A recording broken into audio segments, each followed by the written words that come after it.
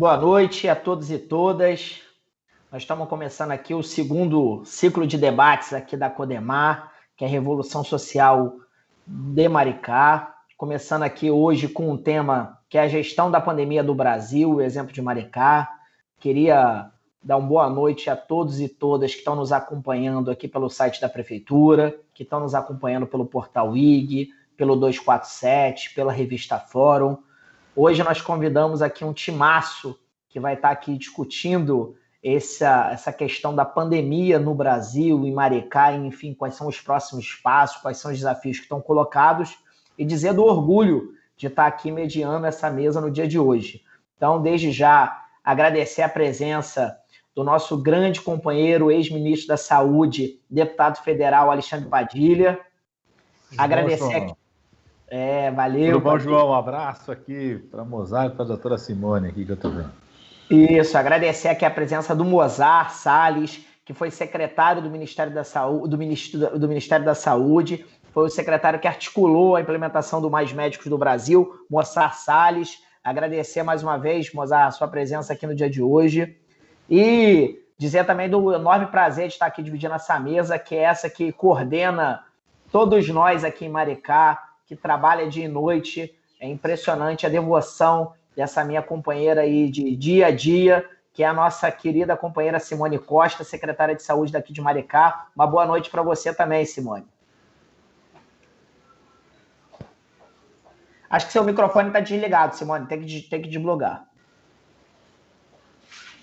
Boa noite, João. Boa noite, doutor Padilha. Boa noite, doutor Mozart. É muito feliz de estar aqui com vocês. Um grande diálogo que a gente vai ter durante essa noite. Muito bom mesmo. Que bom. Vamos começando aqui um pouco, Padilha. Tem uma questão aí que todo mundo, a gente que está acompanhando essa pandemia do Brasil, a gente ficou um pouco órfão nesse momento de orientação, de o que fazer, quais são os próximos passos. Nós atingimos a infeliz marca de mais de 500 mil mortos no Brasil. Nós estamos no final da pandemia, nós estamos no meio da pandemia, quais são os próximos passos, o que você orienta, como é que você está avaliando esse caso, e nós queríamos te ouvir sobre isso, saber como é que as orientações. Nós ficamos tanto perdidos, né? Se não fosse aqui a gente juntar aqui um comitê científico, juntando saúde, educação, desenvolvimento econômico, criando todo esse cinturão para poder construir todos os passos, nós ficamos sem orientação. E estamos querendo entender agora, porque no final do ano passado a gente ouvia assim, não, março, abril, a pandemia vai acabar. Nós já estamos em julho, a gente só vê cada dia mais, infelizmente, o número de mortes crescendo. E em que momento nós estamos? Então, queríamos te ouvir um pouco a sua análise sobre esse momento da pandemia e quais são os desafios que estão colocados para Maricá, para o estado do Rio e para o Brasil. Em primeiro lugar, boa noite a todas e a todos. Para mim é uma alegria, uma honra estar aqui junto com vocês, poder colaborar nessa revolução social aí em Maricá. Dizer que estou com saudade daí, ver se a gente supera logo essa pandemia para poder estar aí junto com vocês, estar com a doutora Simone, estar com você, João Maurício, estar com toda a equipe da Prefeitura, o nosso prefeito, poder visitar o Hospital Che Guevara, poder visitar aí as equipes de saúde da família, os agentes de saúde. Então, em primeiro lugar, eu estou muito honrado de estar aqui. Segundo, viu, João, teve dois tipos assim, de pessoas que tentaram decretar o fim da pandemia, né? Teve aquela turma do negacionismo, né? Por exemplo, eu tenho um colega que é deputado federal, eu tenho que chamar de colega porque ele é deputado federal também, e é médico, o Osmar Terra, que eu vi ele decretar o fim da pandemia umas 5 ou 6 vezes. A cada gráfico que mostrava uma queda, até o gráfico era mal feito, porque analisava, ele falava assim, não, agora acabou, agora vai acabar. Eu vi o ministro da Economia do Bolsonaro decretar a pandemia pelo menos 3 vezes. Por exemplo, quando eles foram aprovar o atual orçamento de 2021, eles diziam, pode tirar o dinheiro do Ministério da Saúde, porque não vai precisar mais desse mesmo volume de recursos. Então, imagino, né, a doutora Simone aí, se não fosse o esforço do prefeito, o esforço da prefeitura, né, se fosse depender do que o governo federal fosse mandar de recursos, não conseguiria fazer nada, né? E outros tentaram fazer cálculos, tudo, né? O que eu sempre defendo, viu, João? Primeiro eu faço uma comparação com a pandemia do H1N1, que foi a pandemia 2009 e 2010, foi a última pandemia que nós tivemos. Na época eu era ministro do presidente Lula. A pandemia do H1N1 ela começou em junho de 2009, terminou em agosto de 2010. Então ela durou esse período, 14 meses. Sendo que quando ela começou, a gente já tinha medicamento contra o vírus. Porque o vírus da H1N1 era a adaptação dos vírus influenza para a influenza que a gente tinha. Então já tinha uma medicação que a gente usava, que era fácil de distribuir no SUS, que tinha eficácia contra o vírus. E foi muito mais rápido adaptar uma vacina na época para ela, porque você já tinha vacina contra a gripe, você só precisava fazer adaptação em relação ao vírus.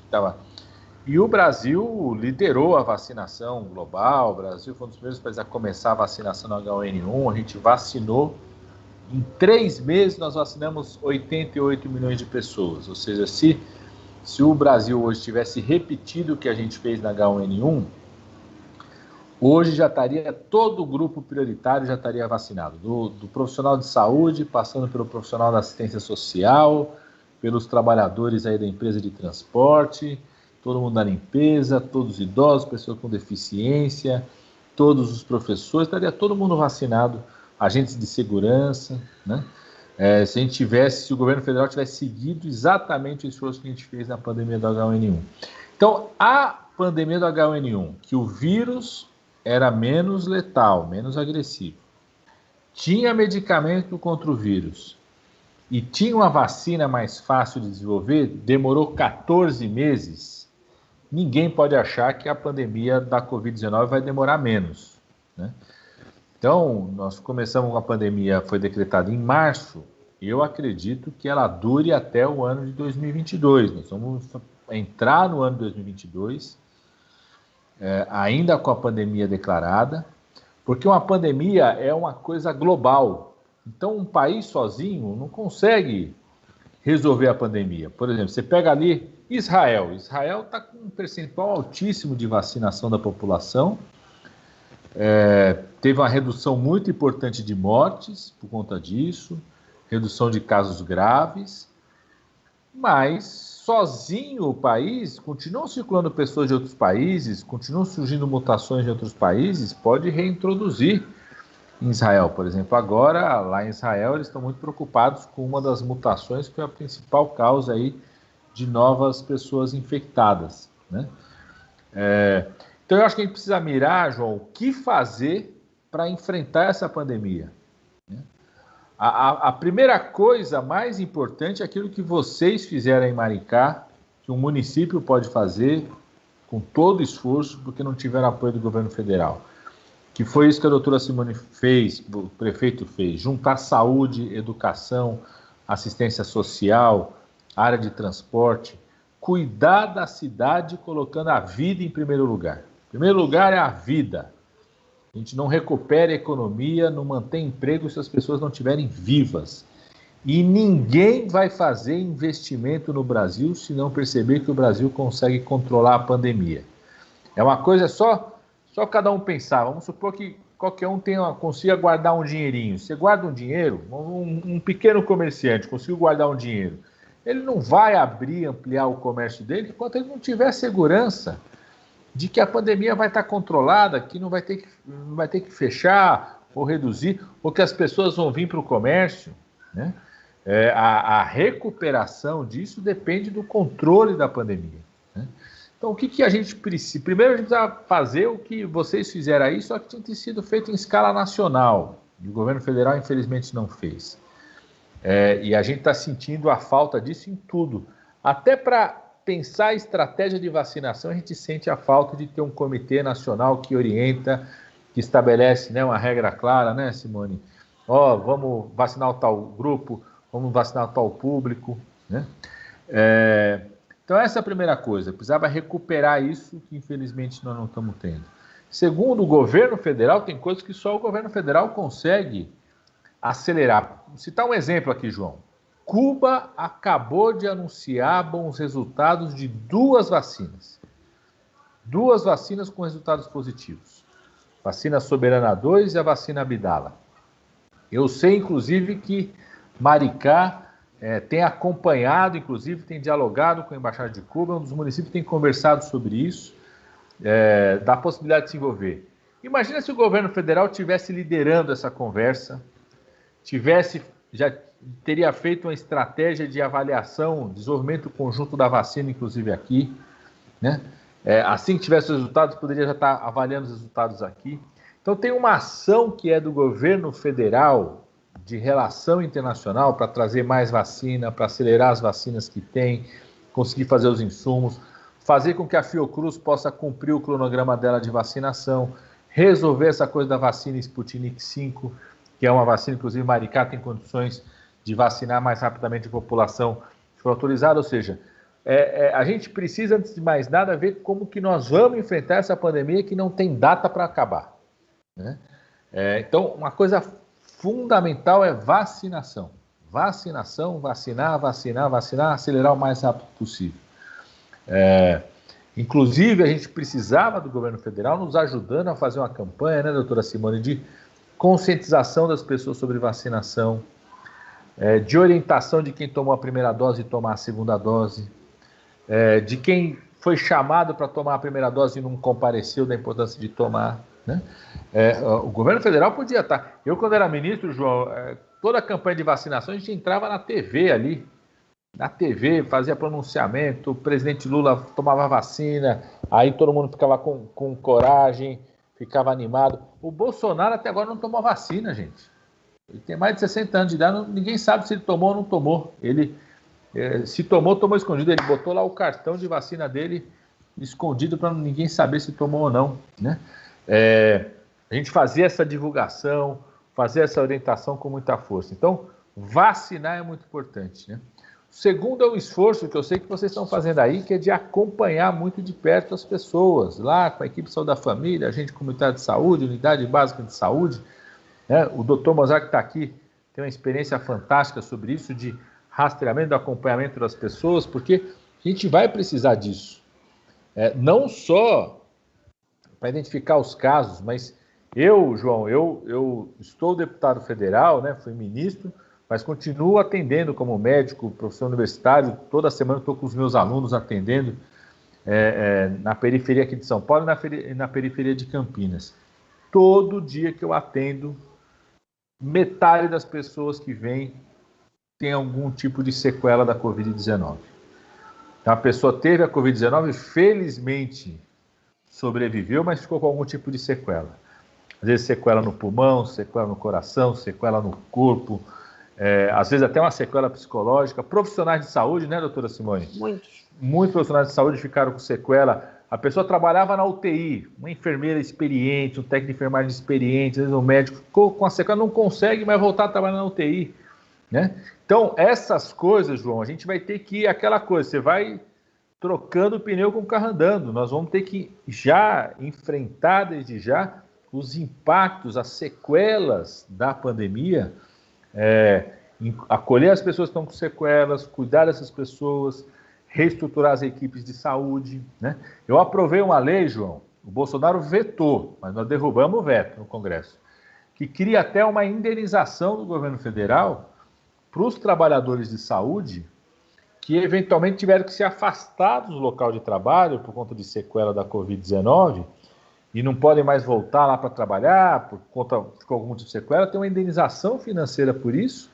Ou caso os trabalhadores que morreram, infelizmente, o Brasil foi campeão de mortes por Covid-19 no ano passado, tem uma indenização para os seus dependentes, para os seus filhos.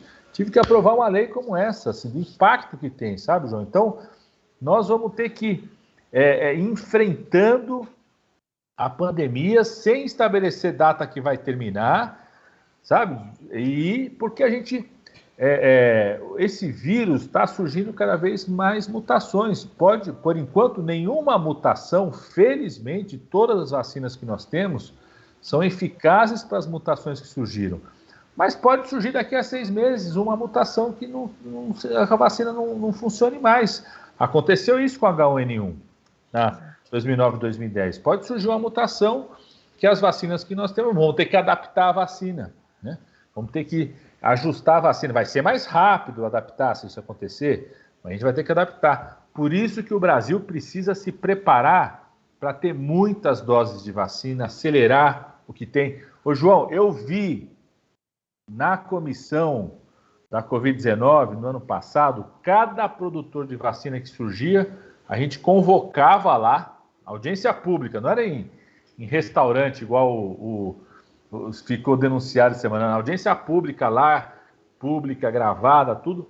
O produtor da vacina apresentava os resultados da vacina, o Ministério da Saúde lá, a Anvisa, discutia. Eu vi os produtores internacionais de vacina chegarem a oferecer o total de 700 milhões de doses para o governo brasileiro.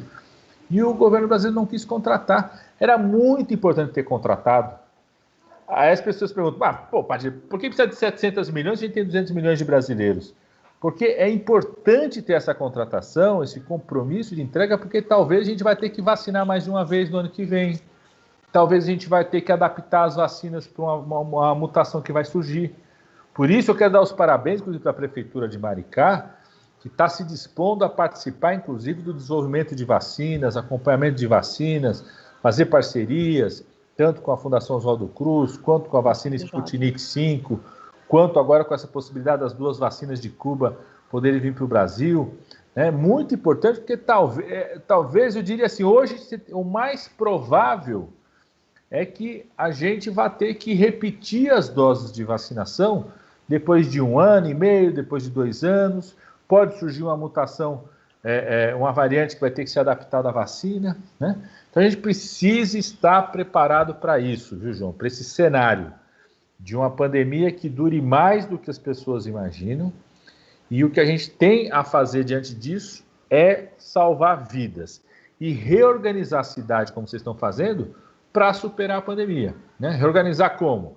De um lado, salvar vidas. Junto com isso, as equipes de saúde, cada vez com mais capacidade de identificar nos bairros, quem ficou com sequela, quem é idoso, quem tem maior risco, gestante, está começando a ter casos graves em gestante, acompanhar as gestantes, acompanhar os outros problemas de saúde que ficaram represados. Teve gente que tem diabetes que não pôde fazer o exame, porque não podia, o exame estava cancelado, cirurgia. No Brasil inteiro tem a situação. Então, essas equipes de saúde que vão identificar isso, né? Então, cuidar disso na saúde, cuidar da transferência de renda, como vocês fazem, garantir renda para quem não tem, para que a gente possa combater a fome, como vocês estão fazendo. Pensar como que as crianças vão recuperar o tempo perdido na educação, como que a gente programa isso, né? Eu acho que esses são os grandes desafios das cidades e digo que Maricá hoje é uma referência nacional, João, nesse enfrentamento. Eu tenho muito orgulho do trabalho que vocês estão fazendo aí. É uma referência nacional e internacional desse enfrentamento de uma cidade que, no meio da maior tragédia humana que é o Brasil, no meio do país que tem a pior resposta à pandemia que é o Brasil, no meio de um país que tem uma vergonha internacional de como respondeu à pandemia, tem Maricá, uma cidade que está fazendo uma resposta que é uma referência nacional, que é um exemplo para o Brasil e para o mundo. Então, tá de parabéns a todos vocês. A gente conta com essa energia, com esse conhecimento, com esse compromisso de vocês para continuar superando essa pandemia, porque essa danada aí não tem data para ir embora não, viu, João? Valeu, Padilha. Eu acho que como faz falta um pronunciamento assim tão lúcido e tão claro sobre quais são os passos, quais são os desafios que estão colocados para a gente. Então, você falou muito em salvar vidas. Eu lembro aqui que o nosso prefeito Fabiano Horta, logo no início, quando decretou a pandemia no país, ele montou um gabinete aqui de auxílio ao combate ao coronavírus, e a primeira coisa que ele botou aqui, muito claro, o nosso compromisso é salvar vidas e vamos fazer tudo por isso. Então, ele conseguiu construir uma grande ação, tanto da parte da saúde, com todos os equipamentos que a gente abriu, o hospital Comotier, como na área econômica, uma série de ações que a prefeitura aqui de Maricá teve, e a gente chega à conclusão que a gente pode salvar vidas e também salvar a economia. Então, é um pouco disso que você estava falando e que para a gente fica cada vez mais claro. Passar agora, queria perguntar aqui para o doutor Mozart Salles, que é um cara que ajudou muito Padilha lá no Ministério da Saúde, um grande doutor. Doutor, quais são os exemplos do Brasil e do mundo aí de combate à pandemia que você poderia trazer aqui para a gente? Poderia falar de ações, iniciativas que não tiveram no Brasil, infelizmente, mas que poderiam ter ações que iriam minimizar um pouco esse drama, essa tragédia que a gente tem vivido no Brasil aí, acompanhado diariamente. Bom dia, boa noite, Alex João, boa noite, ministro Alexandre Padilha, Simone e todos que nos veem e ouvem nesse momento. Um abraço aí ao nosso querido Olavo Noleto, prefeito Fabiano, toda a equipe aí da Prefeitura de Maricá, nosso Quaquá também, um grande abraço ao Quaquá. E eu queria colocar alguns aspectos que a gente entende que são importantes. Temos dessas experiências, que a gente pode dizer como experiências exitosas, a gente parte de um pressuposto que é um pressuposto difícil, né? Essa pandemia, ela foi o maior evento sanitário, seguramente o maior evento sanitário deste século, né? Obviamente que a gripe espanhola e a Segunda Guerra, elas foram aspectos também de maior gravidade. A Assembleia Mundial da ONU, ela até hoje só tratou de dois assuntos, né, da saúde. Um foi a epidemia na época de HIV, AIDS, e as doenças crônicas não transmissíveis, em 2011. Mas eu penso que esse assunto das pandemias, com certeza, vai entrar na agenda da Assembleia Mundial da ONU, da Assembleia Mundial dos Chefes de Estado, como preparar a humanidade para esse processo. Porque se a gente lendo os livros de história da gripe espanhola, e a gripe espanhola levou 3 meses, 4 meses para chegar no Brasil de navio, ela agora chega em 3 horas de avião. Então, o processo de disseminação e de globalização, ela também se dá ao nível das doenças transmissíveis e de como elas se estabelecem. E se nós observarmos, né, as nações ditas desenvolvidas e ricas, todas elas sofreram e apanharam muito da Covid. Mas existem diferenças. Existem diferenças e diferenças significativas. A primeira delas que eu entendo, João, ministro Padilha, que é infectologista, Simone, é que a gente tem que partir do pressuposto que foi dito lá atrás pelo secretário-geral da OMS, quando ele disse teste, teste, teste. Essa doença, ela não há possibilidade de se realizar o mínimo controle sobre ela se não houver uma testagem em massa e uma testagem muito ampla. E aí a gente tem alguns desafios que são importantes. Primeiro é que as estatísticas da OMS estabelecem que, para você ter êxito nessa testagem, você tem que ter um patamar de entre 10 a 30 testes realizados para um caso positivo. Se você estiver testando menos que isso, o seu parâmetro de testagem ele está insuficiente. Significa dizer que você não está conseguindo fazer a perspectiva de testagem em massa para a detecção precoce, o isolamento e quarentena e a autoquarentena dos contactantes diretos dos casos positivos. Uma outra coisa que também ficou claro foi que os mecanismos tradicionais de vigilância epidemiológica, traduzindo para a população aí que está nos ouvindo, o que é vigilância epidemiológica? É aquela situação quando tinha, por exemplo, meningite, que você ia, a equipe da vigilância ia na casa da pessoa, identificava quem teve contato com ela, fazia antibiótico profilático, fazia a vacinação de bloqueio. Nessa doença, a velocidade de replicação desse vírus é algo tão violento que é impossível de se, evidentemente, realizar essas ações de bloqueio e de inquéritos epidemiológicos tradicionais, porque esse vírus ele se replica 1000 vezes mais na orofaringe do que o vírus da gripe. Portanto, ele tem uma capacidade 1000 vezes maior de se tornar transmissível com rapidez. E é por isso que a gente tem, por exemplo, o período de transmissibilidade dele muito elevado, o chamado período pré-sintomático, que vai do 3º, 4º dia de contágio, ou seja, 1 ou 2 dias antes de aparecer, inclusive, os sintomas na média da população.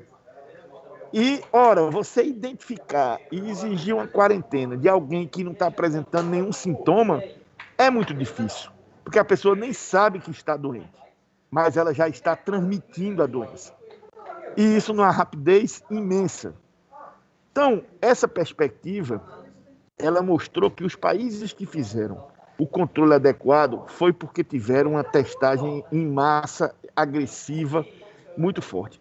E aí nós temos algumas dificuldades, que é o padrão ouro de testagem, é o RT-PCR, que é aquele teste que você bota o cotonete no nariz e na garganta e vai para um laboratório de biologia molecular. Qual o problema? Esse teste ele demora entre 4 a 6 horas, no mínimo, para ficar pronto. Ele exige um laboratório extremamente especializado. E aí você tem dificuldade do ponto de vista de rapidez de resposta, porque você não consegue dar a resposta nas primeiras 24 horas, que seria o ideal para esse efeito de controle e rastreio. Daí que os países todos fizeram expansão significativa de suas plataformas de biologia molecular. Para citar um exemplo, o Reino Unido fazia 10.000 RT-PCR por dia em meados de abril do ano passado. Em 60 dias, o Reino Unido pulou de 10.000 para 120.000 RT-PCR dia. Hoje o Reino Unido está com plataformas para realizar 200.000 RT-PCR dia. E a Europa toda, ela associou o teste de antígeno para os sintomáticos, que dá o resultado com 15 minutos. Então, todos eles estão usando uma estratégia bimodal. O teste de antígeno para o sintomático, desde o primeiro dia de sintoma, e o RT-PCR para os possíveis falsos negativos, que são poucos. Esse teste ele tem uma sensibilidade da ordem de 90%, comparado com o padrão ouro. E, evidentemente, para os assintomáticos totais, porque aí a indicação do teste rápido não é possível. Portanto, os países todos se armaram positivamente nisso aí. O que é que nós estamos vendo no Brasil? Até hoje não tem 1 ano e 4 meses depois dessa pandemia, nós não temos neste país uma estratégia nacional de testagem. Isso é uma vergonha. E eu tenho muita pena, eu fico muito sensibilizado dos técnicos do Ministério da Saúde, porque são extremamente capazes, extremamente competentes, que a gente conhece eles de lá, mas, coitados, não tem poder de decisão. E a equipe que está lá, que tem poder de decisão, é uma vergonha. Já está no 4º ministro e ainda não conseguiram estabelecer uma estratégia nacional de testagem. Dito isso, a gente entra nos outros processos, que são a ausência de total capacidade de bloqueio, isolamento e contact trace. E aí, amigo, sem isso, é correr atrás da grama queimada. É até onde a doença vai contaminando gente, infectando pessoas. As medidas de isolamento social e de distanciamento, que eu digo que aqui no Brasil, por conta da ausência de auxílio social e de estímulo econômico, os nossos lockdowns são lockdowns tabajaras, a gente faz meio lockdown, meia bomba, porque você não consegue, pelo drama social das pessoas, colocá-los totalmente em casa, porque uma boa parte da nossa população tem que diariamente buscar a sua sobrevivência, e o governo federal bota um auxílio de R$ 275 achando que a pessoa vai viver com isso. Um auxílio de R$ 275 é igual a botar as pessoas para ter que ir para a rua. Então, essa questão, ela foi extremamente negativa e fez com que a gente tivesse uma expansão dessa doença. Associe-se a isso um outro elemento. Alguns iluminados, para não dizer o contrário, acharam que o Brasil ia ter imunidade de rebanho. Esqueceram que o vírus tem mutação e variação genética. O que é que aconteceu em Manaus? Manaus tem um estudo de sobreprevalência de outubro do ano passado, mostrando que 70% da população tinha tido a doença. E o que é que aconteceu? Com a variante P1, cerca de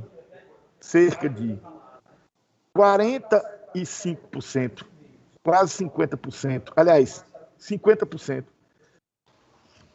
a variante P1, ela teve capacidade, que agora a variante, no caso a variante Gama, né, ela teve capacidade de ludibriar o sistema imunológico e tornar aquela população que tinha tido a doença novamente suscetível. Então é como se você tivesse a população de Manaus, 35% da população que tinha adoecido, totalmente suscetível a essa variante herética do dia para a noite.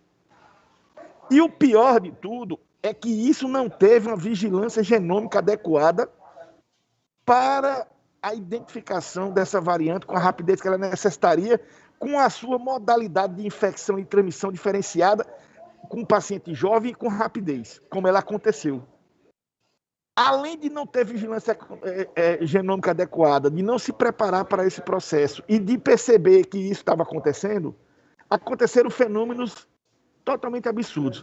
A grande questão da P1 ter se colocado no Brasil todo, a ponto de aqui em Pernambuco hoje 70% das infecções serem pela variável gama, não foi só por conta da capacidade do vírus de se transmitir. Para vocês terem uma ideia, aqui em Pernambuco nós tivemos cerca de 8 ou 9 casos documentados de pessoas que estavam doentes em Manaus, tomaram lá antitérmico, baixaram sua temperatura, entraram dentro de um avião comercial, chegaram aqui em Recife, desceram no aeroporto, foram para o hospital privado, porque tinha um plano de saúde, e chegaram e disseram: eu estou com Covid, estou doente, estou vindo de Manaus, lá não tem mais vaga no hospital, e eu quero me internar.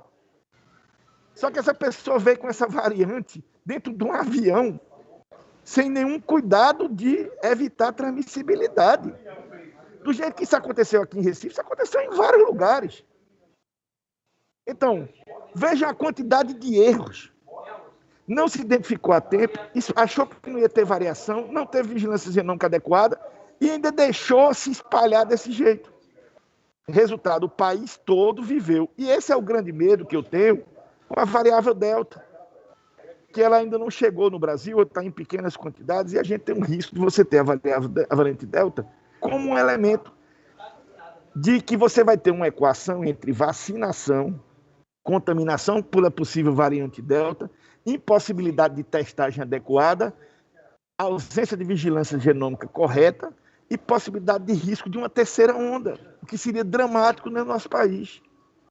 Então, a gente precisa acelerar muito esse processo, observar as experiências de aceleração da vacinação com a máxima rapidez, o equilíbrio entre transmissibilidade, possibilidade de variante nova ou de espalhamento da variante Delta versus velocidade de vacinação e ausência de capacidade de testagem adequada é a equação que o Brasil vive hoje do risco de uma terceira onda. E essa perspectiva que nós temos que enfrentar e discutir com possibilidades, inclusive, de resposta a outras questões. Só para concluir, nós estamos tendo aqui em Fernando de Noronha uma coorte, que é um estudo que é coorte, é um estudo que você segue um número de pessoas durante um tempo. Nós estamos seguindo, começou com 900 pessoas na ilha de Fernando de Noronha, desde maio de 2020 até agora. Continuamos seguindo 600 pessoas, fazendo RT-PCR sorológico, acompanhando o adoecimento e medindo a prevalência na população. E nós estamos agora nos preparando e estabelecendo protocolos de entrada, situações de reteste, acompanhando o nível de adoecimento. E estamos nos preparando agora, a ilha está recebendo a vacinação em massa. Ou seja, toda a população acima de 18 anos, ela está sendo vacinada na ilha de Fernando de Noronha, agora em junho, ou seja, do dia 15 de junho em diante, você está tendo toda a população vacinada. O que é que significa? Que nós vamos poder agora fazer um estudo, nós estamos terminando de formular esse estudo para submeter na plataforma Brasil, para ter autorização do Comitê de Ética, para fazermos a avaliação tanto da imunidade humoral como da imunidade celular, para entender a vacina AstraZeneca, a vacina Coronavac, em relação à produção dessa imunidade ativa em toda a população acima de 18 anos, 28 dias após a primeira dose, 28 dias após a segunda dose. E queremos começar a medir também em novembro, e dezembro e janeiro, entendeu, Padilha? Como é que está essas imunidades e o adoecimento da população vacinada ou não, a partir de dados secundários, da vigilância da testagem, que lá é produzida de maneira efetiva, para que a gente tenha a capacidade de entender e discutir com o país o que o mundo todo está se colocando, que é a discussão da necessidade da chamada dose de reforço ou terceira dose, que eu acho que é uma realidade premente esse debate. Nós temos que estar preparados no Brasil para produzir as nossas evidências, as nossas análises e chegarmos por volta de novembro ou dezembro, quando a gente tiver toda a população acima de 18 anos vacinada, em condições de discutir técnica e cientificamente se nós vamos iniciar já meados do ano, início do ano que vem, uma campanha de reforço, uma campanha de estabelecimento de terceira dose, que pode ser, inclusive, com vacinas alternadas, como já tem no Reino Unido, Pfizer e AstraZeneca, como já tem, e a gente vai receber aqui no Nordeste, nas próximas semanas, a Sputnik, que é uma vacina também de adenovírus, então você pode trabalhar ela com outra vacina como segunda dose, como alternativa, se for o caso, para poder você fazer esses estudos pareados e ter essa intervenção. Então, eu entendo que a gente tem experiências muito importantes como essa de Maricá, que tem um apoio social relevante, que atrela medidas sanitárias com apoio social para a população, para que você possa ter o distanciamento e isolamento social adequado. O esforço lá do nosso prefeito Edinho, em Araraquara, que está fazendo tudo o que pode para salvar a vida daquela população, sendo exemplo desse debate no estado de São Paulo, apesar de estar sofrendo aí muitas ignomínias aí, muitas agressões daquelas pessoas que insistem em fazer o debate atravessado. Enquanto o mundo todo está discutindo aspectos da imunidade celular e imunidade humoral, questões de ampliação de testagem, a gente ainda vê aqui o povo discutindo tratamento precoce para essa doença e se isso é efetivo ou não. Então, é uma coisa absurda o que acontece. Então, eu acho que Maricá vem num bom sentido. A expectativa que a gente tem é de se preparar para ampliar essa corrida vacinal, melhorar. O Brasil, são 4 questões. Melhorar, ampliar e estabelecer um programa de testagem. Organizar a vigilância genômica efetiva. Ampliar a vacinação e estabelecer um programa de acompanhamento, de adoecimento e de efetividade vacinal com níveis de titulação e presença de anticorpo neutralizante e imunidade celular para estabelecer necessidade e momento da terceira dose e que em condições vai fazer. Ou se organiza a ação com essas 4 condições, ou a gente pode ser surpreendido por uma terceira onda e sofrer de forma absurda aqui no país. Então, eram essas as considerações, a gente fica à disposição aí de vocês. Ô, doutor Mozart, muito obrigado. Acho que você, né, Simone, já deu aqui vários caminhos, várias trilhas que a gente pode percorrer e trazer como experiência aqui para a cidade de Maricá também. Passar agora aqui para a nossa querida companheira que coordenou toda essa agenda da pandemia aqui na cidade de Maricá, a nossa secretária de saúde, doutora Simone. Gente, é muito bom, eu fico muito feliz de estar escutando pessoas que realmente entendem, né, e que realmente dão a opinião de fato com conhecimento, porque infelizmente nessa pandemia o que mais nós tivemos foram pessoas do achismo, né? Eu acho que possa isso, eu acho que possa aquilo. Eu acho, doutor Padilha, que nunca teve tanto médico recém, assim, em um ano de pandemia que se formou. Porque acho que todo mundo queria ser médico, acho que toda a profissão era de médico. Então, muitas pessoas começaram a opinar e a atuar como médicos, falando exatamente como médicos. Isso deu uma sensação muito ruim no início da pandemia, né? Porque todo mundo sabia o tratamento, todo mundo dizia qual era o melhor tratamento, independente da avaliação do médico que estava assistindo o paciente. e isso criou um vínculo muito ruim. E nesse momento, quando a gente descobre, né, a pandemia, logo no início de março, tudo muito novo. A gente aprendeu a fazer a semiologia, a gente aprendeu a escutar o paciente, só que naquele período nada que a gente escutava, nada que a gente aprendeu se encaixava no contexto atual. Então, para todos os médicos, foi uma grande aprendizagem. E muita gente aprendeu, e poucas, acho que acharam mais que tivessem um aprendizado e não conseguiram crescer com isso. Em Maricá, nós aprendemos muito, tá? Nós aprendemos logo no início. A primeira ação da saúde foi a união, que eu acho que a integração entre os setores, a transversalidade foi o que mais fez a diferença. Nós juntamos a primeira ação com educação, com segurança, com desenvolvimento, com assistência social, com todo um contexto para que a gente pudesse pensar no ser humano, não apenas no vírus, na doença, a gente tinha que pensar no contexto familiar. Então, a gente fez junto, trabalhou junto para que a pessoa que pudesse ficar em casa, ela pudesse também ter salvo mantida a sua condição financeira, ela pudesse ter o alimento, ela pudesse ter a sua sustentabilidade. E logo no início, o que nós fizemos? Doutor Mozart, foi uma das coisas que mais nós tentamos e conseguimos, tá?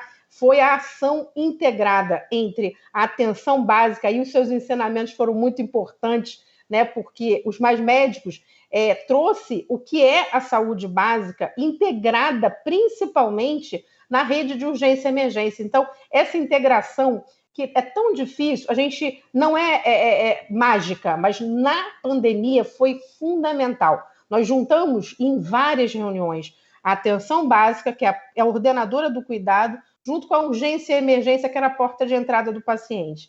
E essa interface foi muito importante, porque a gente conseguia aqueles pacientes oligossintomáticos, pacientes que provavelmente não iriam para uma emergência, mas foram no seu posto de saúde, e a gente conseguiu direcionar esses pacientes e iniciar a testagem mais precoce dele. E foi feita toda uma evolução em relação a isso.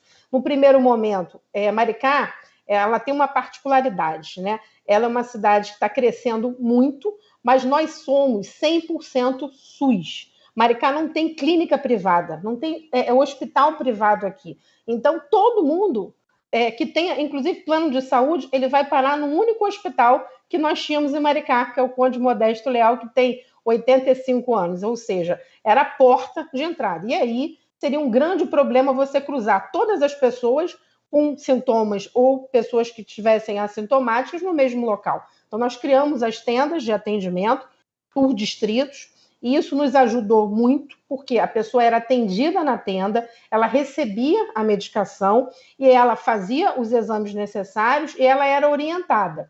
E neste momento, a gente fazia o quê? A integração dessa pessoa que foi na tenda com a unidade da estratégia de saúde da família. Então, tinha um médico dentro da emergência, no caso da tenda, mas tinha um profissional da atenção básica que já direcionava aquela família e que já ia fazer a coleta nos contactantes. Então, e a gente fazia a notificação desses casos. Inicialmente, a gente com a testagem ainda muito incipiente, né, com relação ao RT-PCR, porque todos eram canalizados para o estado do Rio de Janeiro, e a gente fazia o teste rápido, que você não conseguia ter o quantitativo exato, né, do IgM, do IgG. E aí, em maio, a gente fez uma ação junto com a UFRJ, o professor Tanuri. A gente tem a sorte aqui de ter o professor Marcelo Velho, que é o nosso estatutário, e que é excelente virologista, doutor em virologia, e que nos ajudou, junto ao comitê montado pelo prefeito. E aí nós montamos o nosso laboratório de virologia aqui no município, junto com a UFRJ. Então, a gente começou a fazer em massa os testes de RT-PCR. Então, isso nos ajudou muito, como o Mozart falou, em relação ao diagnóstico, e aí a gente conseguiu cortar aquela cadeia evolutiva. Então, a gente conseguiu saber exatamente aquela família e a gente conseguia dar esse resultado mais rápido e conseguir evitar essa disseminação. Concomitantemente, a gente fez isso em maio, né? A gente iniciou, junto com o INCETIM, que é o Instituto de Pesquisa do município, uma pesquisa em sentinela, também junto com os agentes comunitários. Nós estamos no terceiro ciclo da pesquisa. Essa pesquisa nos foi muito útil, por quê?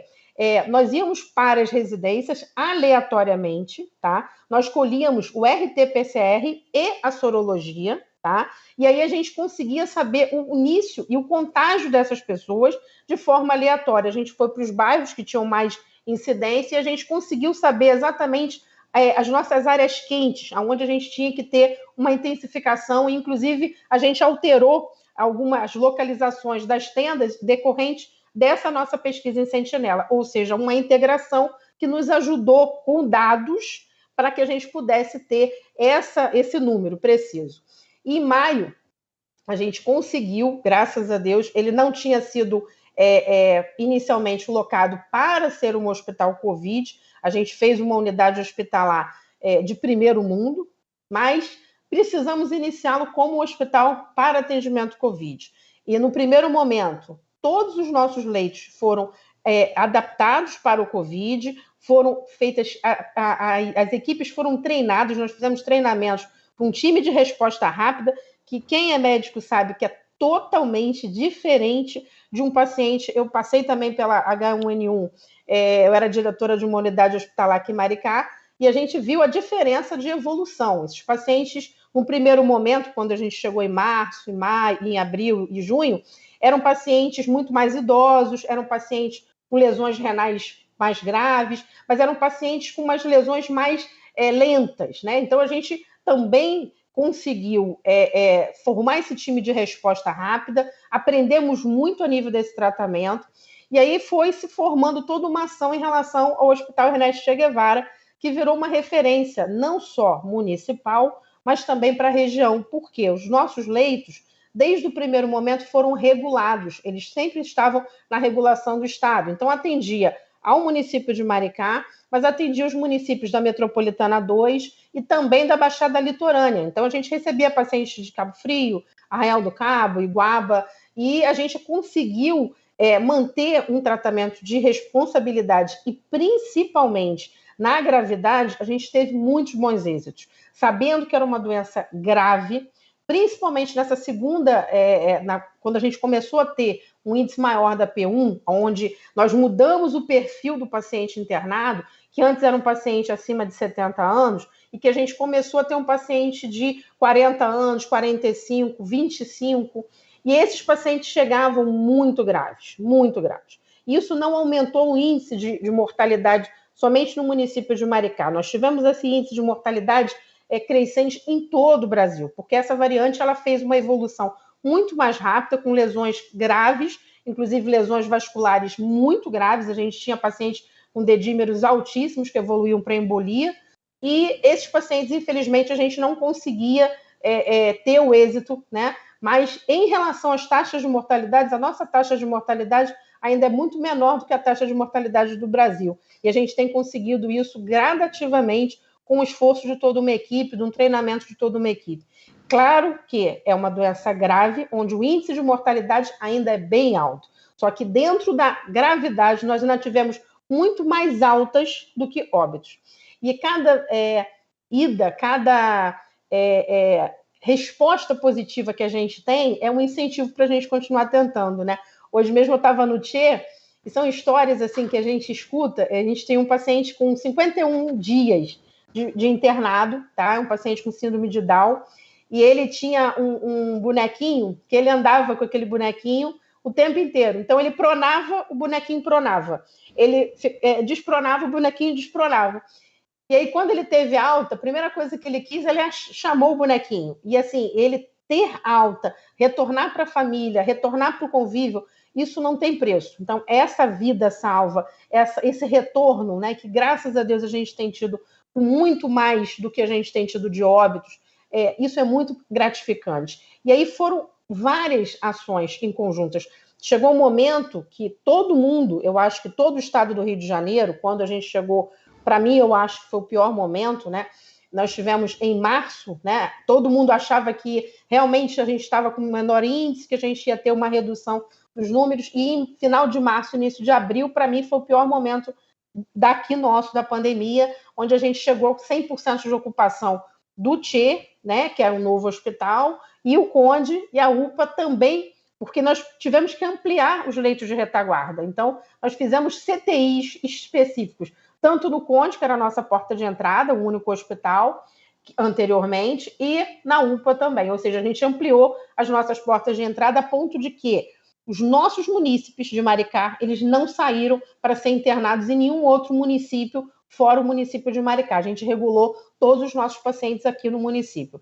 E recebemos dos outros municípios. Nesse momento, a gente já tinha conseguido o número de leitos de CTI máximo, e nós tivemos que, de uma hora para outra, abrir mais 10 leitos de CTI. Foi uma equipe assim que ficou meia-noite, nós conseguimos terminar a abertura de mais 10 leitos de CTI e mais 20 leitos de enfermaria. E naquele final de semana, exatamente naquele final de semana, a gente internou 30 pacientes no Che Guevara. Então, assim, foram vitórias cotidianas que salvaram muitas vidas. Nesse período hoje, a gente pode dizer que a gente está numa estabilidade, mas a gente nunca vai poder dizer, como o Dr. Padilha falou, que a gente tem uma probabilidade de término ou não. A gente tem ainda muita coisa a ser a ser apresentada. Então, a gente ainda tem que ficar sempre atento. Concordo em gênero, número e grau. A gente só vai ter ação de fato quando a vacinação expandir. Maricá, o município em si, desde mais ou menos 8 anos, ela está tendo um desenvolvimento imenso. E com esse desenvolvimento imenso, o número de moradores da cidade aumentou exponencialmente. Só que o nosso censo, que é o que nos veicula o número de vacinas, ainda é o censo de 2010. Então, para o estado do Rio de Janeiro, para o Ministério da Saúde, eu tenho 164 mil habitantes. Porém, na nossa atenção básica, no nosso cadastramento da atenção básica, a gente chega a 220. Então, nós temos um déficit de vacinas muito maior. Então, isso é pauta contínua, até do nosso amigo João, que eu peço e imploro, para que a gente possa pedir mais vacinas, porque nos impede de dar continuidade na rapidez que a gente necessita. Por quê? Se eu utilizar a segunda dose da vacina inicial, vai nos faltar na sequência. Então, não posso utilizar a minha segunda dose. Então, eu tenho que ter doses o suficiente para dar andamento à vacinação. Então, é uma luta contínua. Praticamente, toda semana a gente tem discutido isso para que a gente possa continuar vacinando, continuar ampliando a nossa vacinação. Uma coisa, doutor Padilha, que nós, e assim, eu tenho muito orgulho de dizer que eu tenho uma equipe da saúde que veste a camisa e que está lá e que se empenha.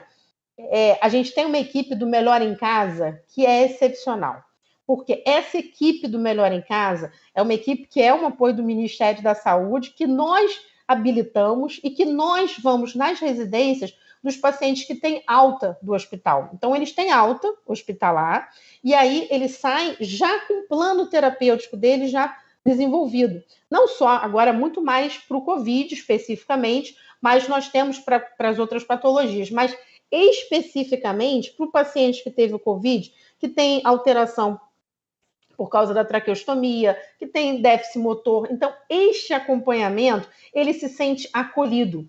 E aí, a gente consegue fazer a deshospitalização de um paciente que está 50 dias dentro de uma unidade hospitalar e ele passa por uma equipe multiprofissional, onde ele vai sendo acompanhado, ele vai sendo visualizado e, posteriormente, essa ação é incluída na estratégia de saúde da família. Porque nossa meta é todas as altas serem referenciadas. A gente tem isso como meta. Então, quando o paciente recebe a alta, ele sai referenciado para a estratégia de saúde da família, que é da região onde ele é abrangente. Então, isso deixa que esse paciente seja acompanhado nas avaliações pós-Covid, que, infelizmente, nesse período das últimas variantes, nós temos tido muito pacientes com avaliação vascular, com alteração vascular, com AVC, pacientes diabéticos que, infelizmente, evoluem para lesões isquêmicas graves. E isso, a gente tem que manter este acompanhamento. Então, este acompanhamento faz ainda mais a importância da atenção primária junto com a urgência e emergência, porque esse paciente ele tem que ter o ordenador do cuidado na atenção básica, por isso que o médico generalista, o médico da estratégia de saúde da família, ele é tão importante, porque ele vai ordenar o cuidado e aí ele vai direcionar para que esse paciente possa passar pelo especialista e retornar para a unidade que ele acompanha. E essa ação ela é fundamental, porque esse período de acompanhamento, a gente não tem nenhum trabalho específico. Então, tudo agora é e vai continuar sendo um trabalho de evolução. Da mesma forma que a gestante. A gente já faz o protocolo da testagem da gestante durante todo o pré-natal. E isso é importantíssimo, porque a gente acompanha, se essa gestante entrar em qualquer processo, tiver o vírus, ela vai estar sendo acompanhada já no pré-natal. Uma coisa que foi colocada pelo Dr. Mozart é a relação ao antígeno. Como nós temos um único hospital em Maricá, que é de porta aberta, né, que é o Hospital Conde Modesto, ele recebe pacientes vítimas de trauma, atropelamento, maternidade, todos, sem exceção, dos nossos pacientes são testados com antígenos no momento que ele entra dentro do hospital, independente deles terem sintomas respiratórios. Por quê? Quando ele chega, vítima de um atropelamento, vítima de um acidente, e ele está com o Covid sem sintoma, ele já tem que estar colocado no local para que ele possa evitar de contaminar outras pessoas no ambiente hospitalar. E a gente tem disseminado cada vez mais o teste antígeno.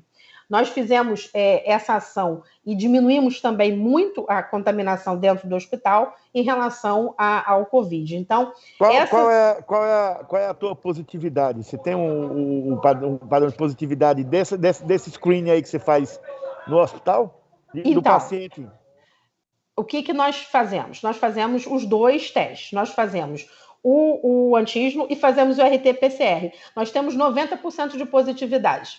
90% de positividade do antígeno e é muito raro desse antígeno dar negativo e o paciente está com RT-PCR negativo. Não, eu entendi. Assim, o teste é muito bom. Eu estou dizendo assim, desses que você entrou lá, que você fez o screen, sem nenhum sintoma respiratório, que ele teve um trauma, ou ele tem outra doença, ou tem qualquer outro problema, qual é o percentual de positivos entre esses que entram lá? Então, se você sabe isso. Tem. A gente tem, porque a gente tem feito... A gente fez duas pesquisas agora. Uma desses que são positivos, né? Nós temos em torno de 25%.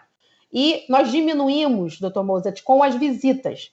Por quê? Nós tínhamos antes 25%, porque o paciente entrava e aí ele tinha visita de outras pessoas que estavam visitando aquele paciente. Aí a gente aumentava quando a gente fazia novamente, porque não é uma vez só, a gente refazia o teste, a gente tinha positividade. Então, a gente reduziu a visita, né?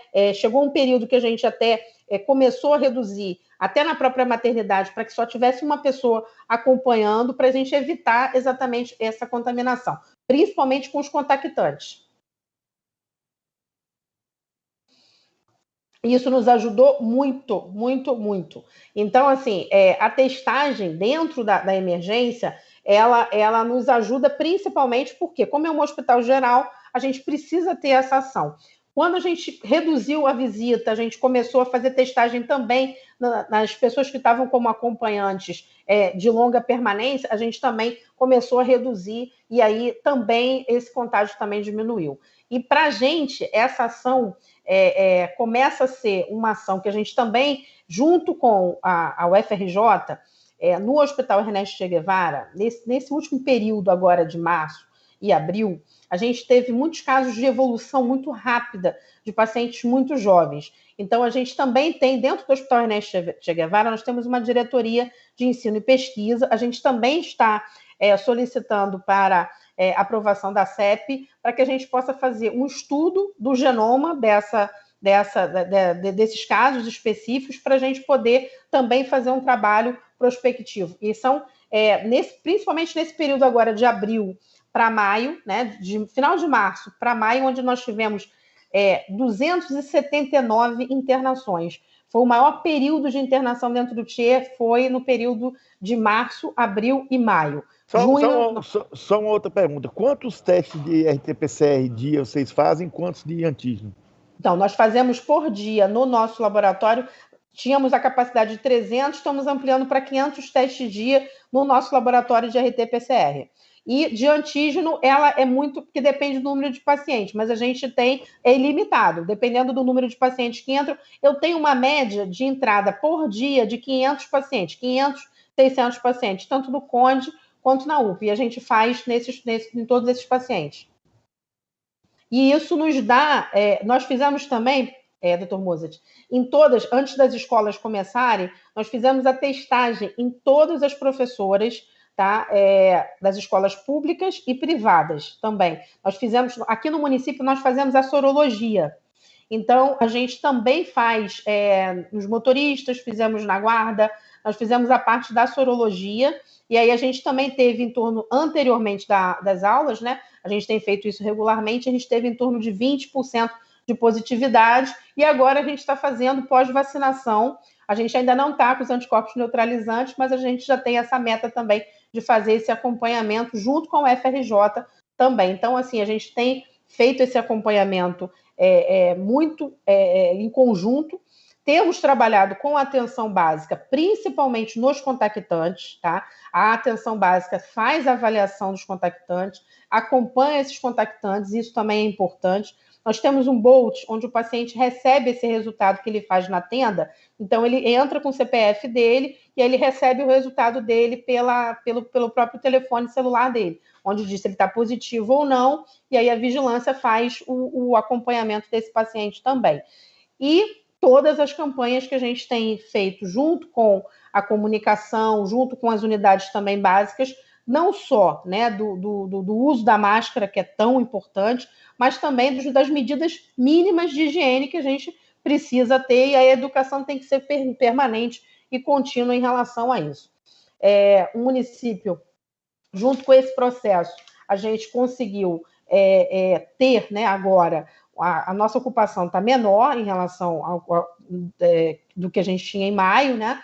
Mas continuamos com os leitos Covid, todos eles regulados, e estamos dentro do TIE, nós temos uma unidade de imagem, né, que agora foi recém-inaugurada, onde a gente tem um tomógrafo, que é um dos melhores, né, da nossa região. Então, a gente consegue fazer a tomografia e a angiotomografia, caso a gente tenha necessidade num paciente uma lesão tromboembólica, a gente tem como fazer o diagnóstico precoce de fazer uma avaliação melhor da parte vascular desse paciente, que é o que muito tem acometido nessa variável P1. A gente, infelizmente, teve alguns casos de lesão tromboembólica e que a gente conseguiu fazer o diagnóstico, alguns com êxito, outros com êxito letal, mas que a gente conseguiu fechar esse diagnóstico por causa do centro de imagens, onde a gente funciona 24 horas com toda a parte de imagem relacionada a não só ao Covid, mas também a parte cardiovascular, que é também uma das sequelas que a gente também está acompanhando.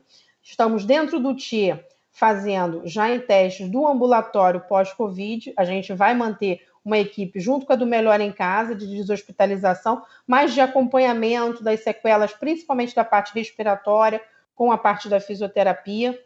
Temos uma parte, hoje mesmo eu estava lá, a gente estava discutindo, conversando sobre uma coisa que os profissionais, eles têm uma vontade muito grande de ver os pacientes a cada vez mais melhorarem. Então, um pedido até hoje, né, que eu falei assim, a gente vai fazer, a gente tem um solário, mas a gente quer colocar dentro que tem uma parte externa dentro do hospital, para que as pessoas possam sentir realmente que estão dentro do hospital, mas que sentir humanizadas. A gente tem a parte da humanização, toda uma parte de videochamada com os pacientes, isso também ajuda muito, melhora muito esses pacientes na recuperação deles, e a gente está investindo exatamente na capacitação do profissional, na evolução desse profissional, sabendo que, mesmo com todas as situações ruins, quando a gente tem uma vida que é salva, é sempre uma alegria, a gente comemora, o hospital faz sempre uma festa, como foi agora quando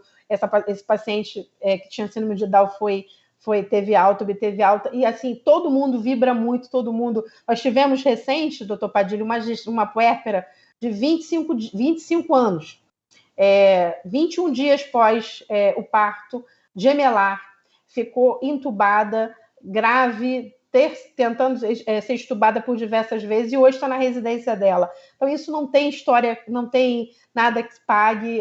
Pacientes muito graves que a gente tinha uma expectativa muito ruim, que graças a Deus hoje a gente tem, e o que é mais importante, sendo acompanhados, não só o paciente no hospital, mas esse acompanhamento da atenção básica, essa ação principalmente de contenção dos contactantes que a gente tem feito em relação a isso. Temos também feito no próprio laboratório esse streaming de pacientes com PCR. Tem paciente que hoje, infelizmente, a gente já está tendo reinfecção e a gente tem acompanhado em relação a isso. Então, a gente está trabalhando para que isso também vire posteriormente um trabalho e a gente possa estar podendo produzir mais material e trabalhar em relação a esse conhecimento. Lembrando que é uma ação sempre transversal. A gente sabe que ninguém vai fazer nada sozinho. Então, a saúde depende da assistência, a saúde depende da segurança, a saúde depende do desenvolvimento, dos direitos humanos, e a gente tem feito essa grande agenda coletiva, a gente tem feito essa ação conjunta, que é o que está salvando vidas, é o que eu, como médica, fico realizada, porque hoje a gente vê que é uma doença grave, que tantas pessoas, infelizmente, vieram a óbito, mas que a gente aqui luta por cada segundo. E se tem cada segundo de chance, cada segundo vai ser tentado. Maricá fez, doutor Mozart e doutor Padilha, nós tivemos o ECMO no hospital. Qual que é o hospital do SUS que nós tivemos o ECMO num paciente? Nós já tivemos um paciente com ECMO que, infelizmente, veio a óbito, mas tudo o que pôde ser feito por um paciente está sendo feito no Hospital Ernesto Che Guevara, que eu gostaria muito que vocês viessem conhecer, porque vocês vão ver que o SUS funciona, que é um hospital 100% SUS, mas que cada paciente é particular em relação a ele. Ô, Simone, obrigado. Foi muito bom aqui. Acho que essa live aqui tinha que ser em defesa do SUS e da ciência, porque depois dessas 3 palestras aqui, dessas 3 análises sobre a situação da pandemia no Brasil, no Rio, enfim, dos desafios que estão colocados. E eu queria muito falar para o Padilha aqui, para o Mozart, dos outros programas também que a Prefeitura aqui de Maricá, que o nosso prefeito Fabiano Horta, desde o primeiro momento, construiu. Acho que a Simone falou muito bem de todas as questões na área da saúde, a abertura do TIE. O TIE salva vidas não só de Maricá, como do estado do Rio de Janeiro inteiro, Padilha. A gente recebe pacientes aqui do estado todo. A gente tem que fazer um agradecimento muito grande a todos esses profissionais que estão na linha de frente, os médicos, as enfermeiras, os técnicos de enfermagem, enfim, toda a nossa galera da Guarda Municipal da Segurança, né, que estão aqui trabalhando diretamente no combate à pandemia. Acho que tem aqui, nós criamos aqui através da Secretaria de Desenvolvimento Econômico aqui de Maricá, o PAT, que é o Fundo de Amparo ao Trabalhador, que hoje está beneficiando 23.500 pessoas. São profissionais liberais, autônomos, MEIs, que estão recebendo R$ 1.045. Nós criamos o PAI, que é um programa de amparo ao emprego, que já tem mais de 200 empresas inscritas e está salvando mais de 1.200 empregos nessa cidade. Nós criamos uma linha, Padilha, de crédito, que é o Fomenta Maricá, que também criamos mais de 15 milhões na economia local e um empréstimo até 40 mil. E até 21 mil é juros zeros, com uma carência de 12 meses para poder pagar a primeira parcela do empréstimo. Nós somos o único município acima de 100 mil habitantes que geramos positivo nesse período da pandemia, gerar mais emprego. Nós criamos 7% em vários meses no CAGED aqui, e o único município acima de 100 mil habitantes que gerou positivo no Brasil. Então, enfim, é testagem em massa. Nós já entregamos mais de 180 mil cestas básicas e kit limpeza, não só para a rede municipal de ensino, mas para a rede estadual e federal, que é sediada aqui no nosso município. Enfim, o nosso prefeito Fabiano Horta, desde o começo da pandemia, colocou a pandemia, o combate à pandemia, como o centro da agenda do debate aqui de Maricá. Ele trabalhou muito a integração que Simone falava aqui, que é a integração da saúde, da educação, da segurança, do desenvolvimento econômico, e como é que a gente poderia construir essa grande agenda para salvar vidas e salvar a economia da cidade. E a gente, acho que o exemplo de Maricá hoje é um exemplo vivo disso, que nós podemos salvar vidas e podemos salvar a economia, basta querer. basta ouvir a ciência, basta saber em quem se referenciar para a gente poder tomar esse espaço. Então, agradecer muito vocês. Eu acho que foi muito importante o que Simone falou aqui da vacinação, Padilha, porque nós estamos sofrendo isso, porque todo o cálculo da Padilha, Mozart, aqui em Maricá, é em cima do censo de 2010. Maricá é uma das cidades do Brasil que mais tem crescido. Nós temos um número de mais ou menos 7% ao ano.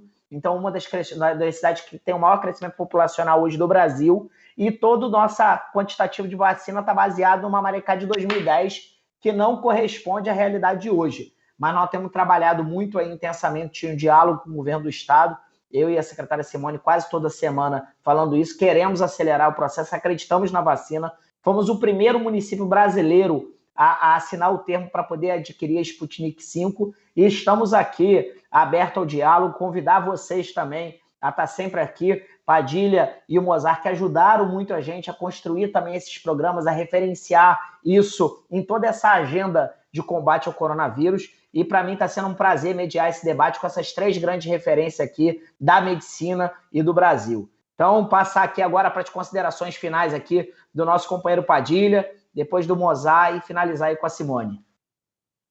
O Padilha, acho que ele caiu aí a conexão, pediu aí para mandar um abraço a todos vocês. Ele estava com uma dificuldade aí, a conexão caiu, ele teve dificuldade de reconectar. Pediu para deixar um abraço aí para todos vocês. Ele me mandou aqui uma mensagem aqui que estava com dificuldade para sustentar o vídeo e o áudio. Sem problema. Vamos passar aqui para você então, Mozart, fazer as considerações aqui para a gente poder ir para o encerramento do nosso ciclo de debates aqui. Eu agradecer aí a oportunidade de estar com vocês. Eu acho que a gente tem que trocar muitas experiências. Nós estamos aqui conduzindo esse estudo de coorte. Você que é da saúde sabe. Esse estudo de coorte é um estudo de segmento populacional. Nós estamos seguindo uma parte da população da ilha, a única ilha oceânica no Brasil. Então, é uma comunidade fechada, que é uma comunidade que é importante para estudos epidemiológicos. E eu acho que temos muitas coisas e evidências que nós estamos colhendo desse estudo e desse segmento. Tem essa perspectiva desse braço agora de acompanhamento do ponto de vista da efetividade vacinal e da eficácia da vacina, que a gente quer acompanhar em relação não à eficácia do ponto de vista do que já foi demonstrado na fase 3 e nos ensaios pré-clínicos, nos ensaios clínicos, mas de acompanhar do ponto de vista do adoecimento ou não, dos casos leves, casos graves, da possibilidade que tenha, inclusive, a necessidade dessa questão da dose de reforço. Então, estamos à disposição para conversar aí com vocês, trocar ideia. A gente tem acumulado muito, a gente tem contato com a colaboração e a participação da Organização Pan-Americana de Saúde no trabalho que nós estamos fazendo aqui em Pernambuco.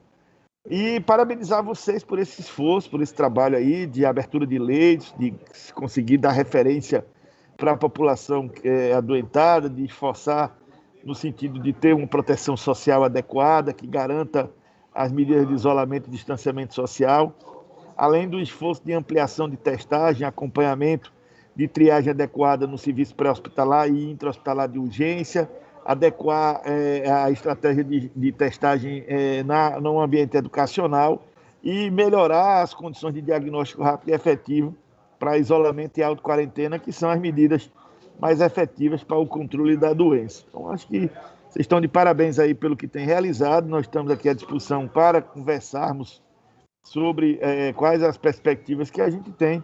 E um grande abraço a todos aí de Maricá e vamos conversar para ampliar essa nossa troca de experiência.